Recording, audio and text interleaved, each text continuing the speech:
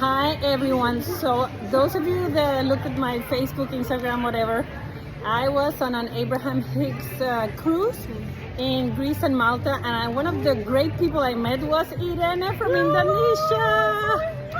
And she lives in Boston, so we're here for the Abraham Hicks workshop today. We're on the little break. We're gonna get a little something to eat and whatever, a little coffee. But I just want to say, Irene, Yes. what is it that you like about Abraham Hicks? What I like about Abraham Hicks, it's helping me to connect with who I am.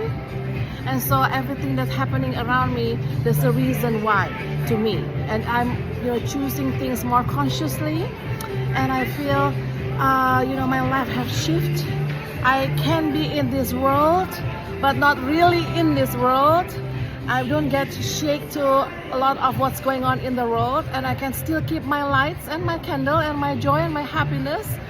And I'm connected with the right people at the right time at the right place. Like Sylvia. Yeah. Thank you. Bye guys.